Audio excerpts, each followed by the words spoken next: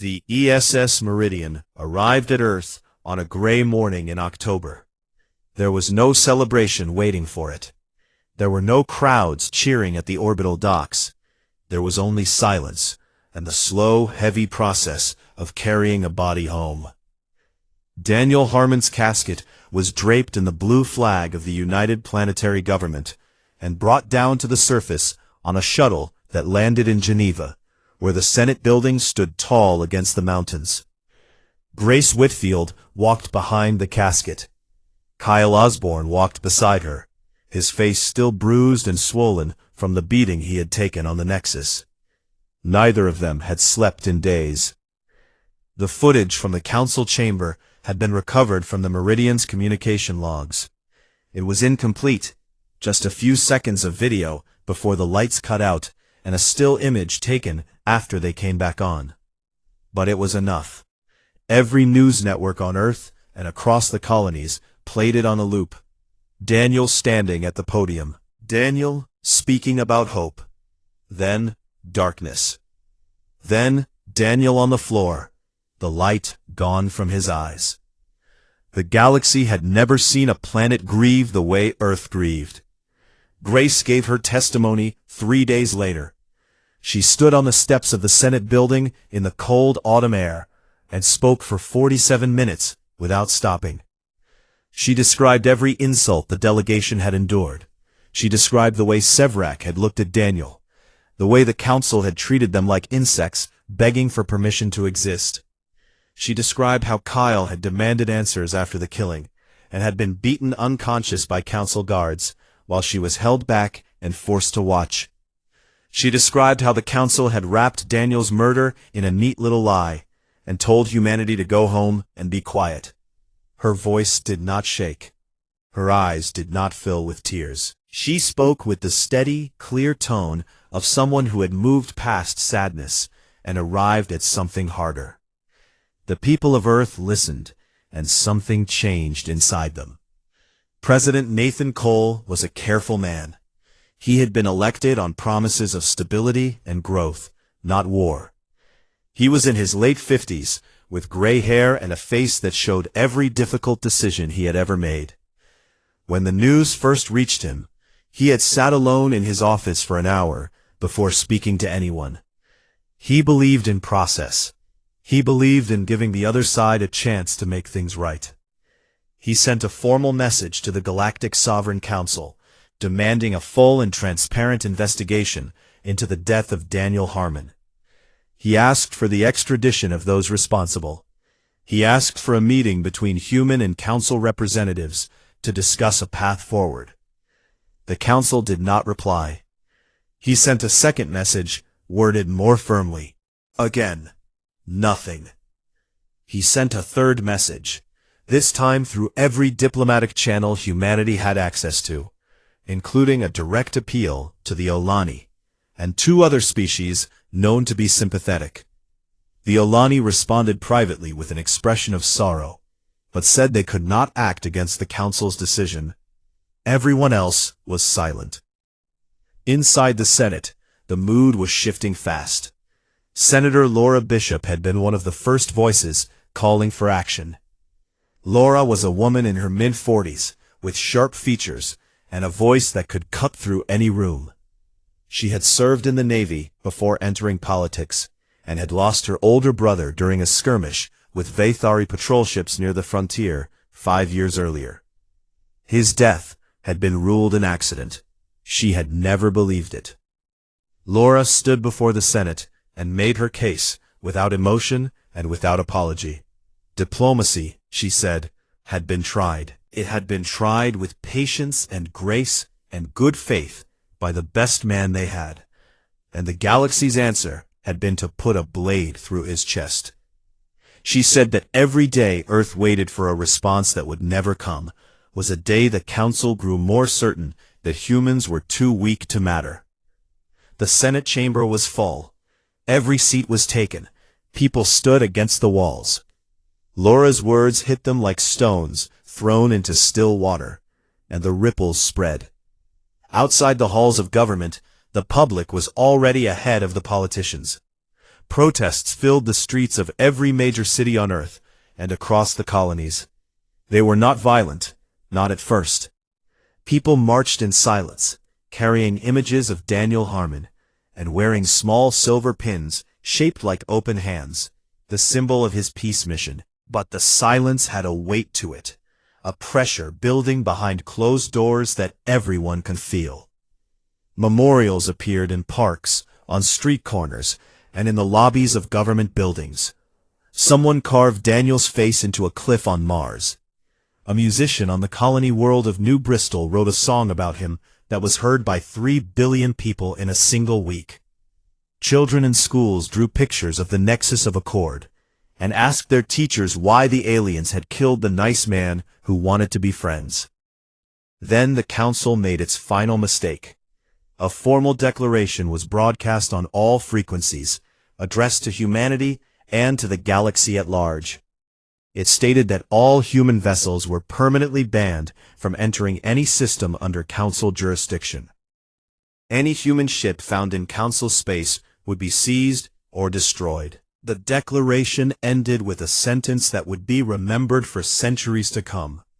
Primitive civilizations must learn their place or be taught it. The protests stopped being silent after that. Nathan Cole stood before the Senate that evening. The chamber was quiet when he entered, and it stayed quiet as he walked to the podium. He looked tired. He looked like a man who had spent weeks searching for an answer he did not want to find, and had finally stopped searching. He did not raise his voice.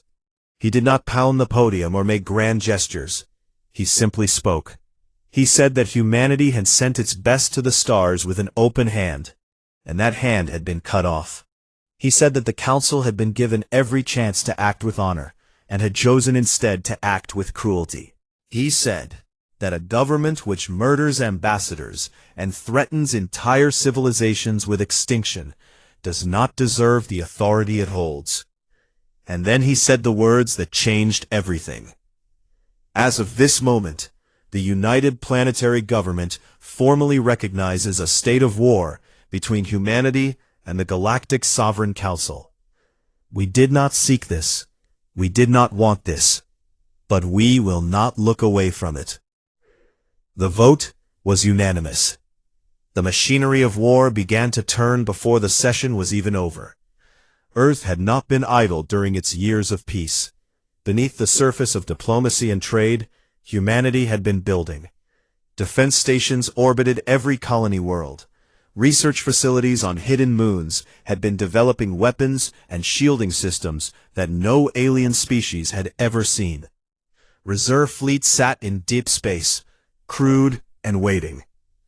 Admiral Christopher Dunn was appointed Supreme Commander of all human military forces. Christopher was a man of few words and many plans. He had spent 30 years in the Navy, rising through the ranks, not through ambition, but through a quiet genius for seeing the shape of a battle before it began. He did not smile when he received the appointment. He simply nodded and asked for the latest intelligence reports. His first order was simple. Every human ship in neutral space was to return home immediately. All military reserves were activated. All shipyards were to begin producing warships at maximum capacity. Civilian transport lines were suspended. The entire economy of human space shifted in a single week, from peacetime to full mobilization. Grace Whitfield was appointed as Wartime Communications Director. Her job was to make sure that humanity and the galaxy knew the truth about why this war was being fought. She accepted the role without hesitation. She kept Daniel's unfinished speech on a data chip in her pocket and touched it sometimes when she needed to remember what they were fighting for. Kyle Osborne was given command of a Marine strike battalion. When he was offered a desk job instead, something safer and more fitting for a man who had already suffered enough, he refused with a single word. He wanted the front. He wanted to be the first human through the door when the fighting started. The officers who knew him did not argue. Across human space, the lights in the shipyards burned day and night. Metal was shaped into hulls. Engines were tested and tested again. Soldiers trained in simulators and on frozen moons and in the black vacuum of space. The silver pins that people had worn for mourning were now worn for something else entirely. Humanity was not asking for permission anymore. It was not waiting for an invitation. It was coming, and it was bringing everything it had. And somewhere in the nexus of accord, Sevrak sat in his high seat and told his advisors that the humans would tire themselves out in a few weeks, that their rage would burn hot and fade fast, that they were too young and too small to be a real threat. He was about to learn how wrong he was. Sevrak laughed when he read the human declaration of war. He actually laughed, a dry, rasping sound that echoed through the Vathari command chamber. His advisors watched him carefully, uncertain whether to join in or remain silent. Most chose silence. "They have 100 warships at best," Sevrak said, tossing the report aside. "We have thousands. This will not even be a proper war. It will be pest control." The Vathari military command agreed with him. Their analysts had studied human technology and found it clever, but young. Human ships were fast and well built, but they lacked the sheer firepower and shielding capacity of Vathari dreadnoughts. The Council's combined fleet numbered over 9,000 warships, drawn from 12 species. Humanity's entire navy could fit inside a single Vathari battle formation. On paper, there was no contest. But war does not happen on paper.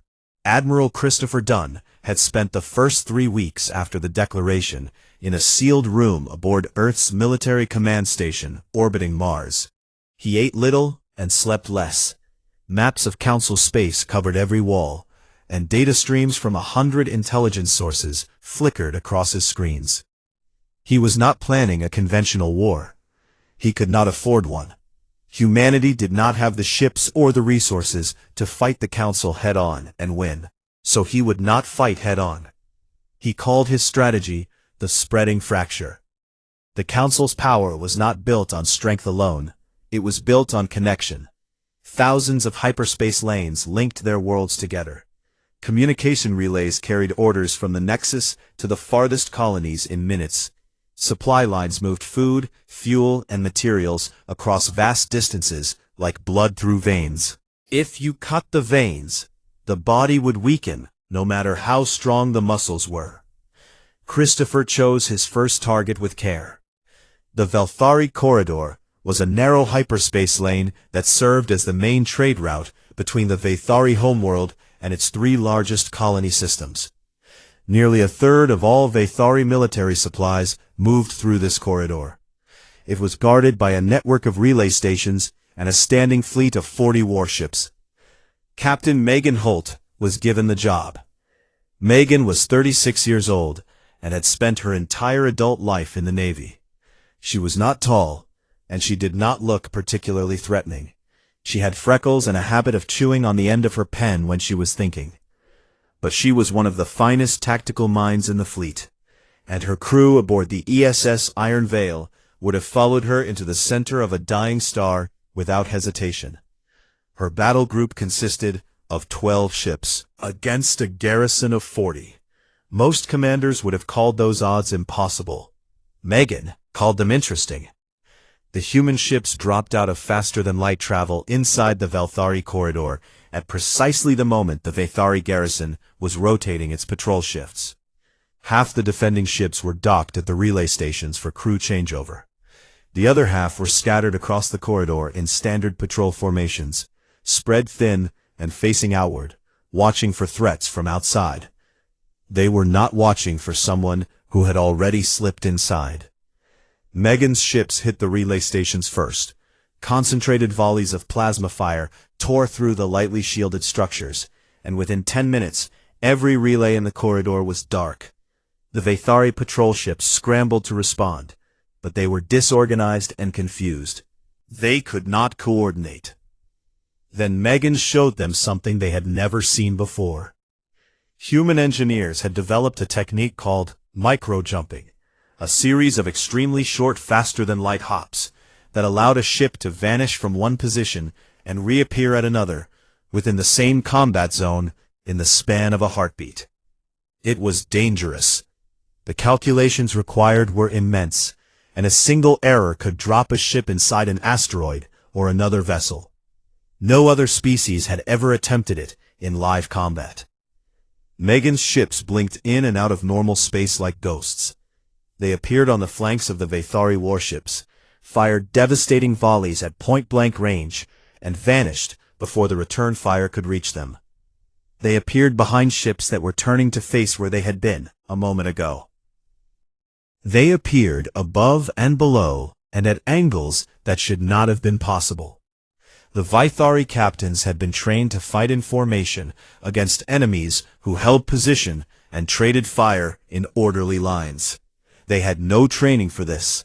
They had no answer for an enemy that refused to exist in one place long enough to be hit. The battle lasted 93 minutes. 14 Vathari warships were destroyed. The rest fled. Megan lost 2 ships, the ESS Corwin and the ESS Pale Light.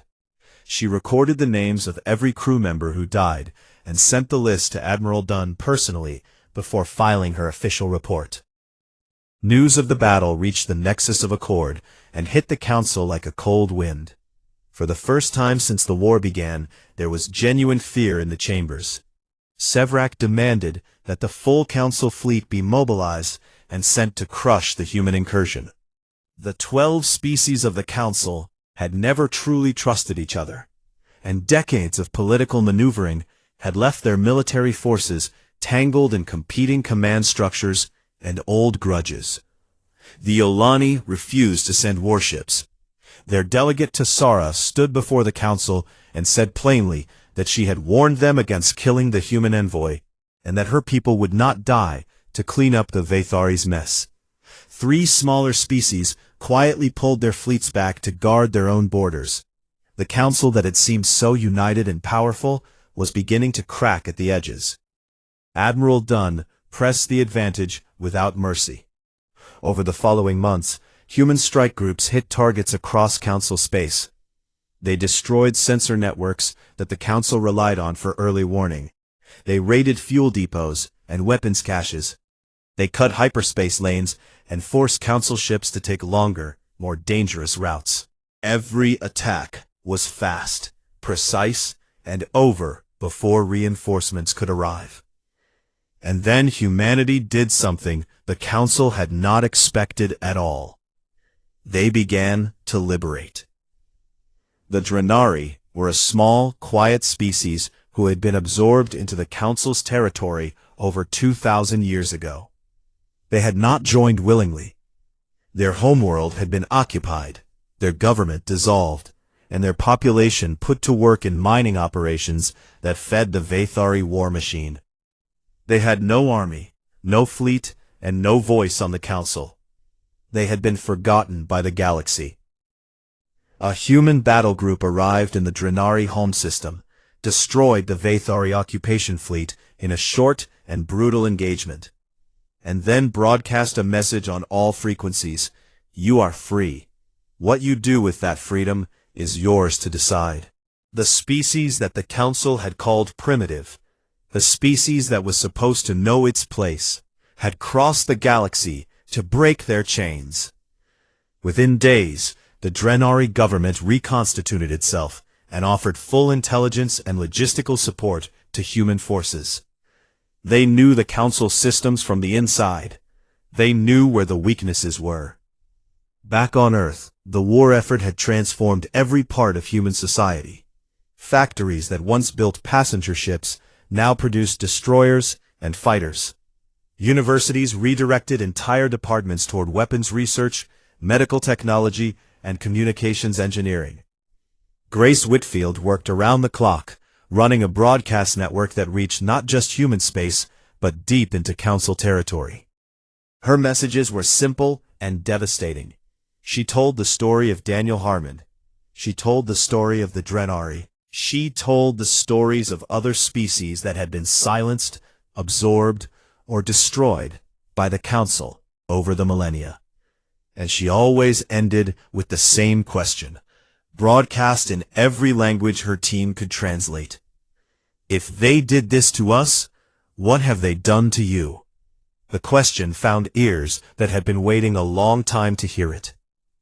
Resistance movements began stirring on worlds that had lived under council rule for longer than most humans could imagine.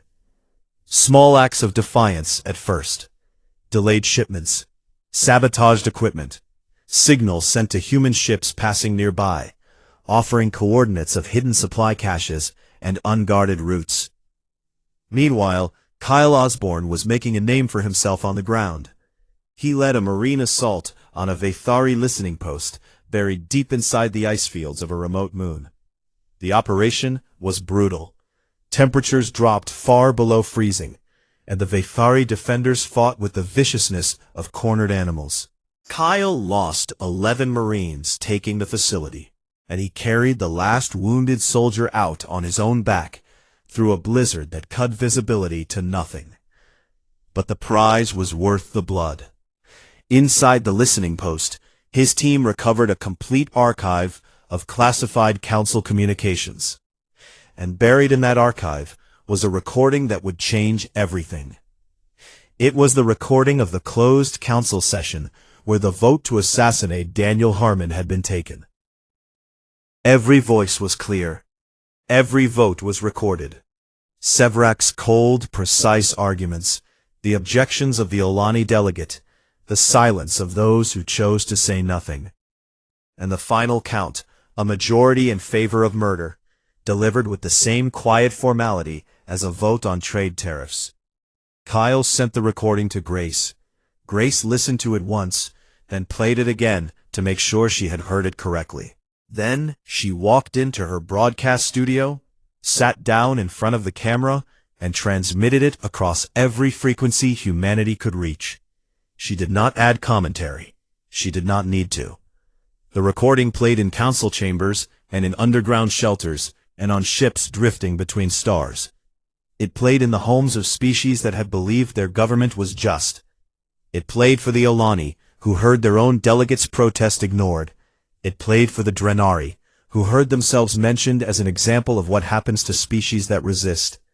The galaxy listened to the truth, and the truth was uglier than anyone had imagined. And in his chambers aboard the Nexus of Accord, Sevrak watched the broadcast and understood for the first time that he had not just killed an envoy. He had started a fire that he could not put out. The recording broke the galaxy open like a hammer through thin glass. For 40,000 years, the Galactic Sovereign Council had presented itself as the voice of reason, the keeper of order, the wise hand that guided civilizations toward peace. That image died the moment every living being in known space heard 12 counselors calmly discuss and vote in favor of murdering a man who had come to them with nothing but words and an open hand. The Olani were the first to walk away. Tassara addressed the council one final time, and there was no softness in her voice this time, no careful diplomacy. She said that her people had joined the council generations ago because they believed in the promise of shared governance and mutual protection. That promise, she said, had been a lie, and she would not sit beside murderers for one more day. The Olani withdrew their delegation, their fleet, and their homeworld from council jurisdiction within a single week. 4 more species followed before the month was over. Some left quietly, pulling their ships home and closing their borders. Others left loudly, broadcasting their own grievances against centuries of council manipulation. The Drenari, already allied with humanity, used their knowledge of council systems to help the departing species sever their communication and trade links cleanly, so the council could not retaliate through economic pressure. A coalition was forming. Not a human empire, not a new version of the council, but something looser and more honest. Admiral Christopher Dunn established a joint operations center on a liberated space station in neutral territory. For the first time, human officers worked side by side with Olani navigators, Drenari intelligence analysts, and soldiers from species whose names most humans could not yet pronounce. The command structure was messy, and the cultural barriers were enormous, but they shared one thing that held them together. They had all been wronged by the same people, and they were all tired of being afraid. Sevrak watched the coalition grow, and felt the ground shifting beneath his feet. The council that he had spent his life building and controlling was falling apart, and every move he made to hold it together seemed to push another piece away. He stopped sleeping. He stopped attending public sessions. He spent his days in the sealed war chamber with the commanders of the remaining loyal species, planning something desperate. If the council could not hold the galaxy through authority, it would hold it through force. And if the coalition's strength came from humanity, then humanity had to be broken at its root. The plan was simple in concept and terrifying in scale. The remaining council forces would bypass every frontier engagement, ignore every human outpost and strike group, and drive directly toward Earth.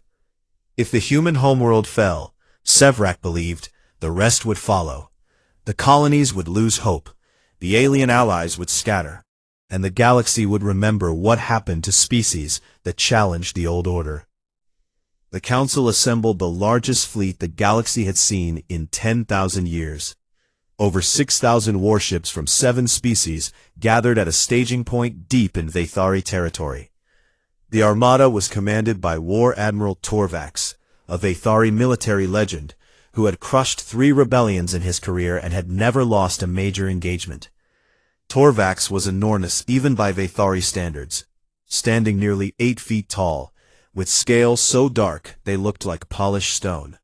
He did not boast or make speeches. He simply studied the star charts, plotted his route, and gave the order to move. The armada traveled through a network of hidden hyperspace lanes that the Council had kept secret for millennia.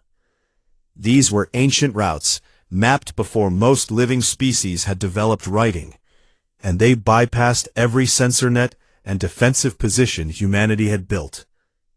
The fleet moved in complete communication silence. No signals, no leaks. They emerged in the Sol system on a quiet Tuesday morning. Earth's orbital defense network detected the gravity signatures of 6,000 ships dropping out of faster-than-light travel between the orbits of Neptune and Uranus. The alarm went out across every channel simultaneously. Across the planet, in every city and every home, screens flickered to the same emergency broadcast. The words were simple and terrible. Enemy fleet in system. All civilians to shelters. Intelligence captured by Kyle Osborne's Marines had hinted at a possible direct strike on Earth, and Christopher had kept the bulk of humanity's home fleet in layered defensive positions around Earth, Mars, and the shipyards of Jupiter. But even with preparation, the numbers were crushing. Humanity had roughly 2,000 warships defending the Sol system. The Council brought 3 times that many. The Battle of Sol began at 11 minutes past 7 in the morning, Earth Standard Time. The first wave of Council ships hit the outer defense perimeter like a wall of fire. Human stations and automated weapons platforms fought back with everything they had. Missiles streaked through the vacuum. Energy beams cut across the darkness. Ships on both sides broke apart and spun away in pieces. The outer perimeter held for 6 hours before it was overwhelmed. Megan Holt, now a rear admiral, commanded the mobile defense force. Her ships used the micro-jump tactics that had won the Velthari corridor, blinking in and out of combat to strike from unexpected angles. But Torvax had studied those tactics. Vathari interdiction ships deployed gravity wells that disrupted faster-than-light travel in localized zones, creating dead spots where human ships could not jump. Inside those zones, Megan's fleet was forced to fight the old-fashioned way, hull against hull, gun against gun, in the kind of grinding battle of attrition that favored the side with more ships. And the Council had more ships. The battle raged through the first day and into the second. Earth's sky was striped with light from distant explosions. Debris fell through the atmosphere like burning rain, streaking orange and white across the night. Cities went dark as power grids were rerouted to feed the orbital defense cannons. In the underground shelters, billions of people huddled together and listened to Grace Whitfield's voice on the emergency broadcast. She was calm. She was steady. She talked about Daniel Harmon. She talked about what humanity was fighting for. She said that no matter what happened in the sky above them, the people in those shelters were the reason every soldier was fighting. On the second day, things got worse. The Council fleet breached the inner defense perimeter. Torvax, patient and methodical, had worn down the human lines through sheer weight of numbers, and now his ships moved into range of Earth itself. He gave the order for surface bombardment. The first kinetic rounds, massive tungsten rods accelerated to incredible speeds, hit the Pacific Ocean. The impacts generated walls of water that crashed into the coastlines of Asia and the Americas. Millions of people were displaced in hours. Emergency systems that had been designed for natural disasters strained under the load of something far worse.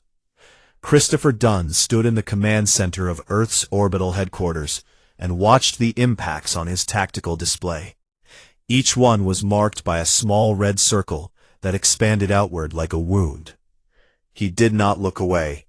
He had done everything he could with the forces he had, and it was not enough. Then the Allied fleet arrived. Tessara had been coordinating in secret with the Drenari and 3 other breakaway species for weeks. Their combined fleet was smaller than the Council Armada, only about 1,000 ships, but they were fresh, fully armed, and completely unexpected. They dropped out of hyperspace behind the Council formation, in the space between Neptune and Uranus that the Council fleet had already passed through and considered safe. The effect was immediate. Torvax's ships were focused entirely on Earth, their rear formations thin and unprotected. The Allied fleet hit them from behind with concentrated volleys that tore through their unshielded flanks. Council ships that had been pressing the attack on Earth were forced to turn and face the new threat, and in doing so, they exposed themselves to fire from Megan's forces on the other side. The Council Armada was caught between 2 jaws, and for the first time in the battle, it began to bleed. Kyle Osborne had been waiting for this moment.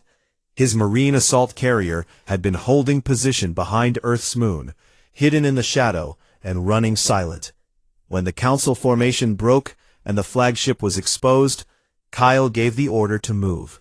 His carrier burned hard toward the Vathari command ship, a vessel so large it dwarfed everything around it, and Kyle led the boarding teams himself. The fighting inside the flagship was the worst any of them had ever seen.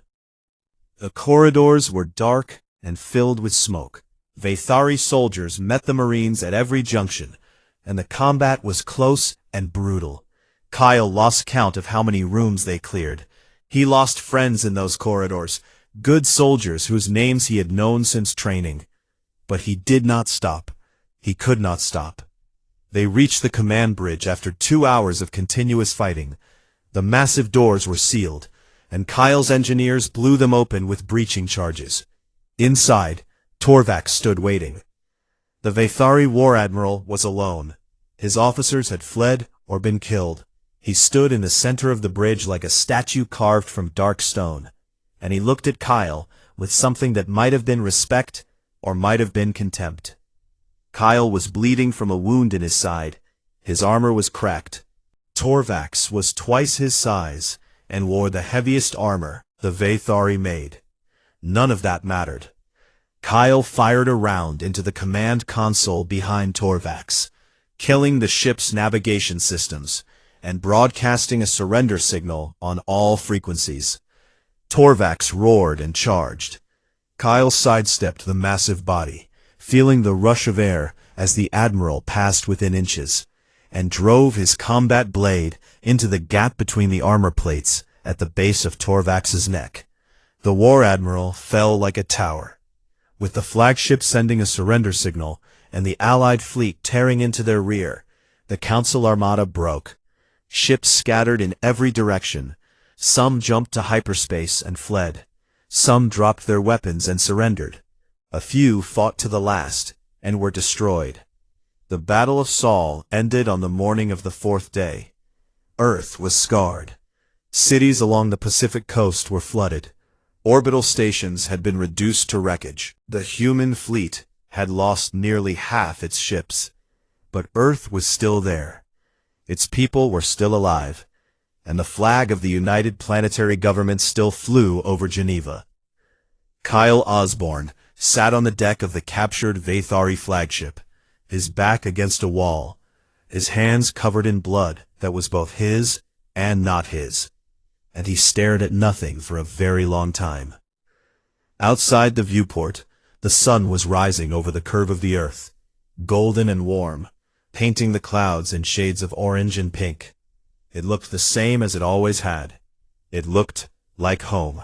The silence after the Battle of Sol lasted only a few hours. But to the people who had spent 4 days underground, listening to the sounds of war above them, it felt like a lifetime. When the all-clear signal finally came, broadcast in Grace Whitfield's tired but steady voice, people climbed out of shelters and looked up at a sky that was still smudged with smoke and streaked with the fading trails of falling debris. Earth was wounded, but it was alive. The first weeks after the battle were chaos. Coastal cities along the Pacific had suffered catastrophic flooding from the kinetic impacts. Millions of people needed food, shelter, and medical care. The orbital infrastructure that humanity had spent decades building was shattered. Wreckage from thousands of destroyed ships, both human and alien, drifted in slow, dangerous clouds around the planet. Cleanup crews worked around the clock, and every ship that could still fly was pressed into relief operations. But even as Earth tended its wounds, the war continued to end in places far from home. The Galactic Sovereign Council, which had ruled known space for 40,000 years, was dying. The defeat at Sol had shattered the myth of Council invincibility. The species that had stayed loyal to Sevrak's coalition had done so out of fear, and fear only works when the thing you are afraid of looks strong. After 6,000 warships failed to take a single planet from a species the Council had called primitive, that strength was gone. Within a month of the battle, 2 more species withdrew from the Council. Their delegates did not even bother with formal announcements. They simply stopped attending sessions and recalled their fleets. The Nexus of Accord, once the center of galactic power, grew emptier with each passing week. Entire wings of the station went dark as delegations packed up and left. Sevrak himself disappeared the night the last loyal species announced its withdrawal. He took a small personal shuttle and fled into the outer territories, hoping to vanish among the countless stations and outposts that dotted the edges of known space. For 3 months, no one knew where he was.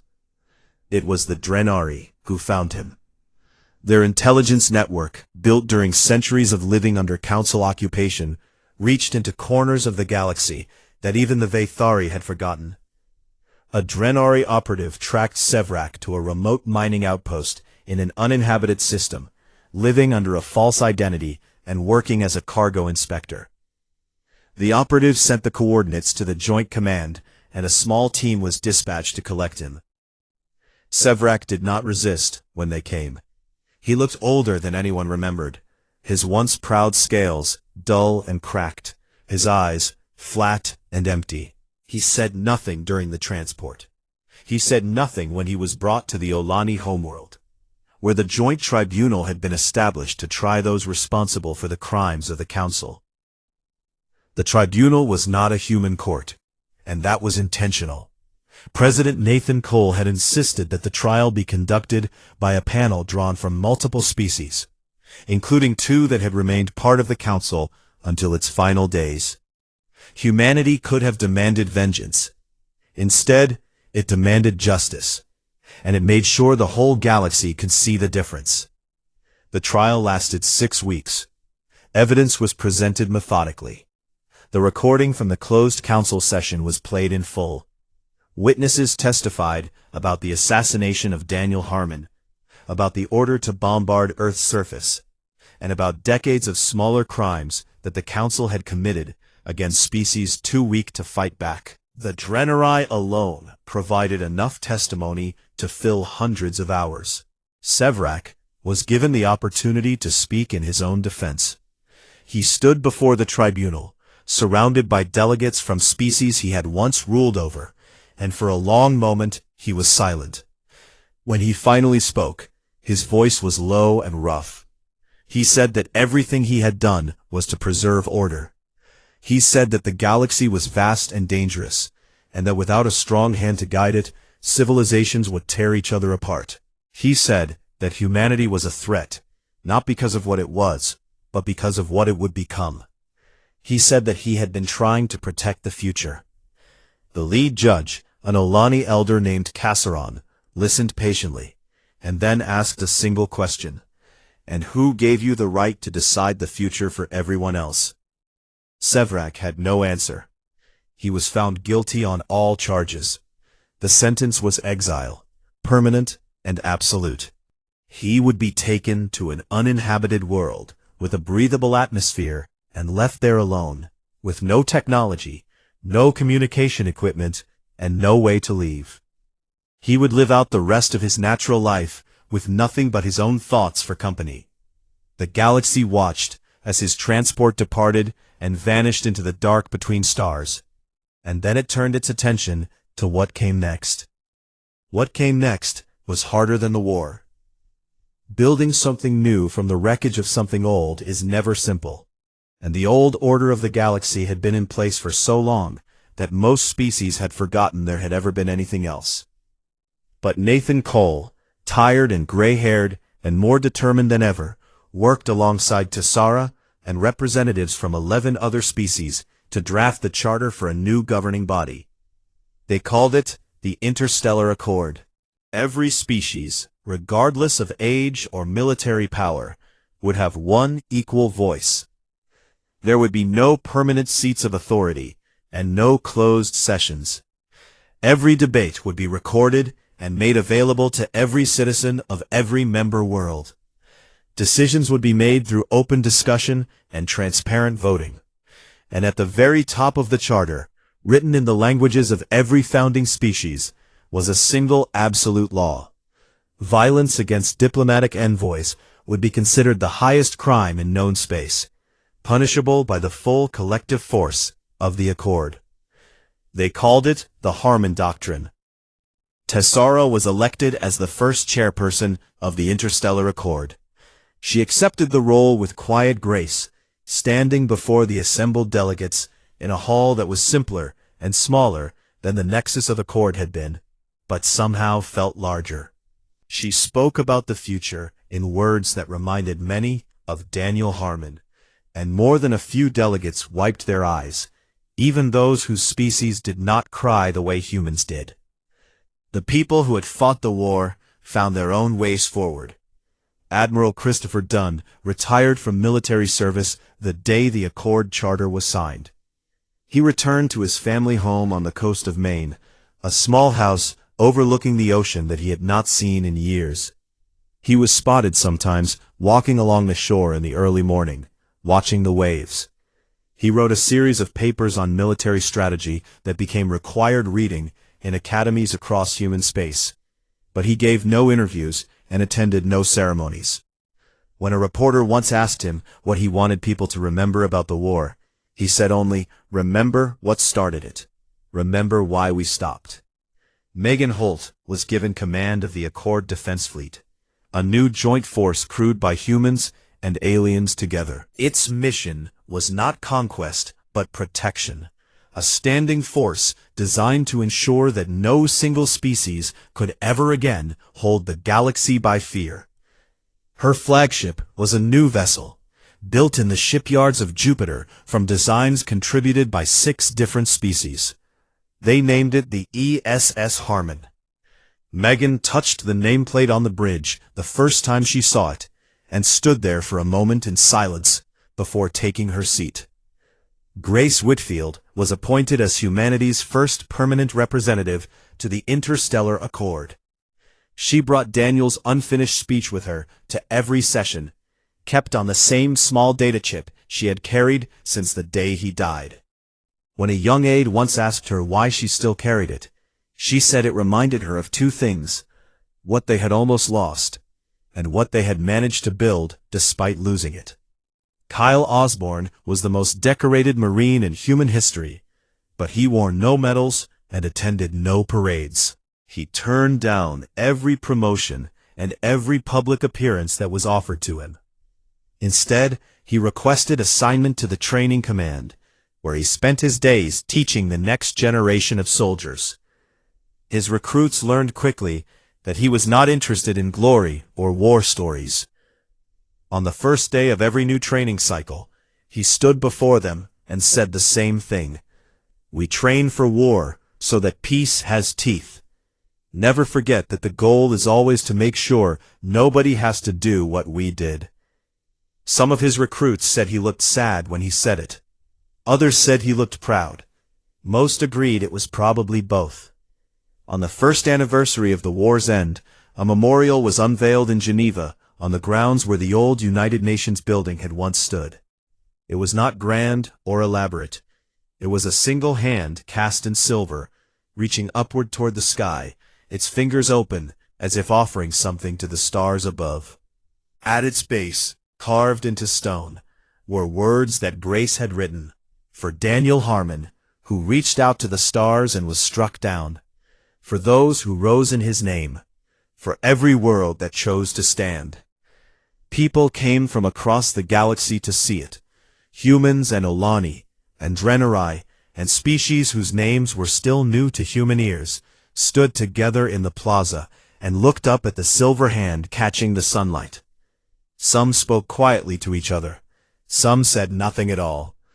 A few left small tokens at the base: flowers, and stones, and folded pieces of paper with words written in languages that most of the crowd could not read. Grace stood near the back of the gathering, watching. She held the data chip in her hand, turning it slowly between her fingers.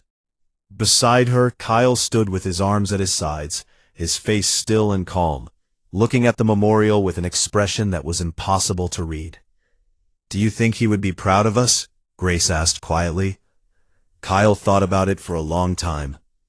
"I think he would be glad it is over," he said, "and I think he would tell us the hard part is just starting." Grace nodded. She put the data chip back in her pocket and looked up at the sky, where somewhere far beyond the blue, ships from a dozen species were moving through the darkness together, building something that had never existed before. The galaxy was not perfect. It would never be perfect. Old wounds between species would take generations to heal. There would be arguments and disagreements, and the slow, difficult, frustrating work of learning to trust beings who looked nothing like you and thought nothing like you, and yet wanted the same things you wanted: safety, dignity, and the chance to see what lay beyond the next horizon. But for the first time in 40,000 years, the galaxy was free. And at the edge of known space, where the stars grew thin and the maps ran out of names, human ships pressed onward into the unknown. They carried with them the same stubborn, unreasonable, beautiful belief that had gotten Daniel Harmon killed and had brought an empire to its knees. The belief that the best way to meet a stranger is with an open hand, even if the galaxy has to learn that lesson the hard way. The year was 2347, and humanity had finally touched the stars. After centuries of war, disease, and slow rebuilding, the people of Earth had done what no one thought possible. They had built ships that could cross the emptiness between stars in days instead of lifetimes. They had settled colonies on distant worlds, and now, for the first time, they had been invited to speak before the most powerful body in the known galaxy. The Galactic Sovereign Council had ruled over 12 alien civilizations for more than 40,000 years. They controlled trade routes, settled disputes between species, and decided which younger races were allowed to grow and which were quietly kept in their place. Their seat of power was a massive orbital station called the Nexus of Accord, a ring of metal and light, so large it could be seen from the surface of the planet below. Every important decision in the galaxy had been made inside its walls. Earth's government chose carefully when selecting who would represent all of humanity at the council. They did not pick a general or a politician who spoke in clever circles. They picked Daniel Harmon. Daniel was a tall, quiet man with kind eyes and a patient voice. He had spent most of his life as a history professor before entering public service, and he believed with his whole heart that understanding was the answer to every conflict. He had studied the wars of Earth's past and had seen what happened when fear replaced conversation. He was not naive. He knew the galaxy could be dangerous. But he believed that if humanity showed its best face, the galaxy would eventually show its best face in return.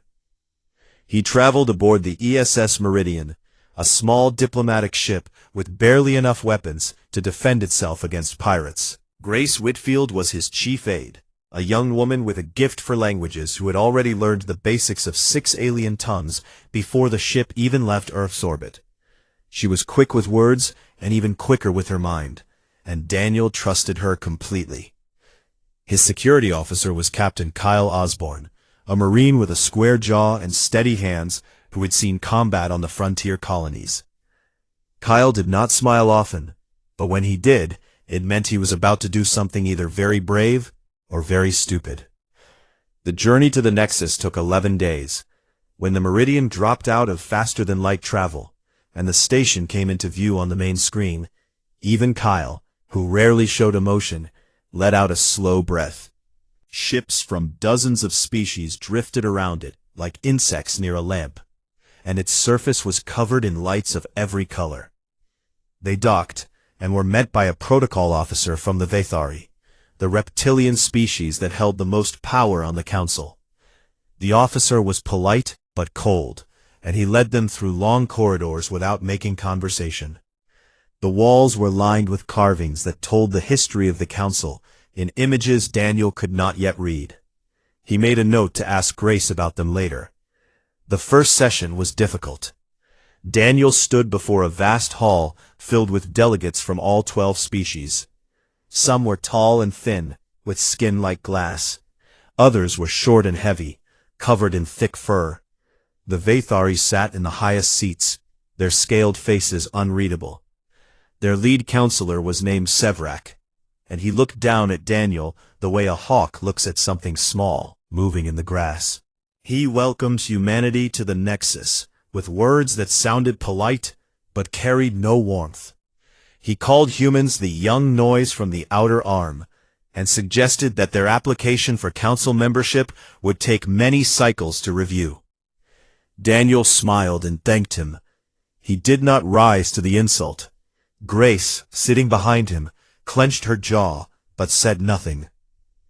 Over the following weeks, Daniel attended every hearing, answered every question, and endured every small cruelty the council placed in his path. He was given the worst quarters on the station. His requests for cultural exchange were delayed or ignored. Twice, he was made to wait for an entire day outside the council chamber, only to be told that the session had been cancelled. Through it all, he remained calm and kind. Not everyone on the council was hostile.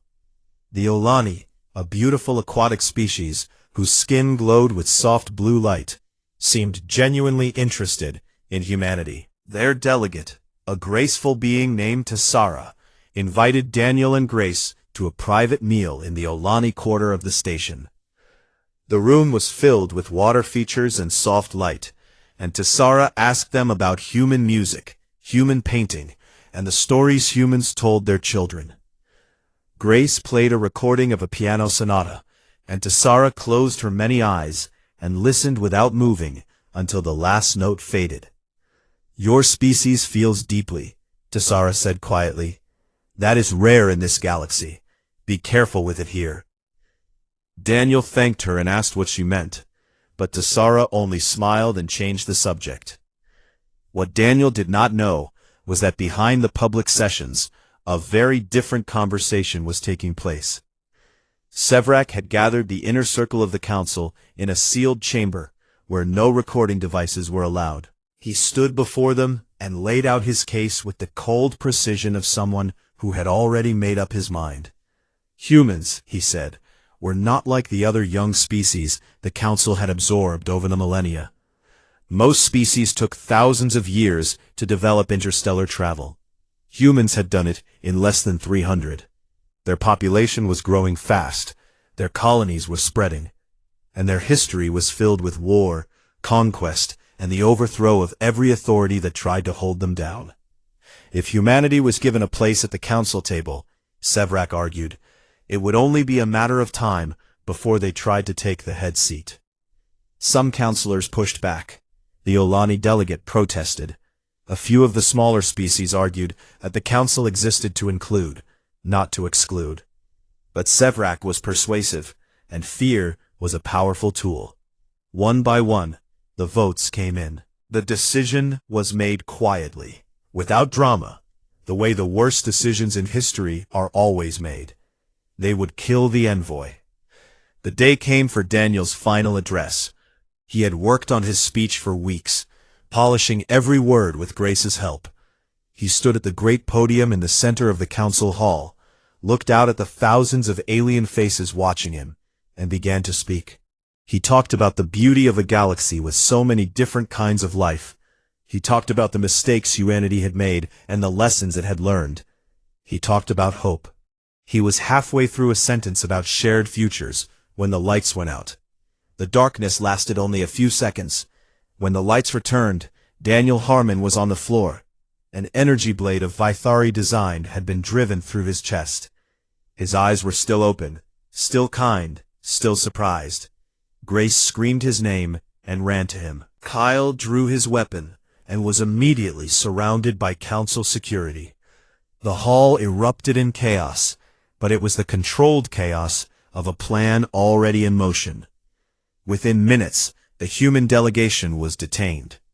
Within an hour, the council released a statement saying that a lone individual, acting alone, had killed the human envoy.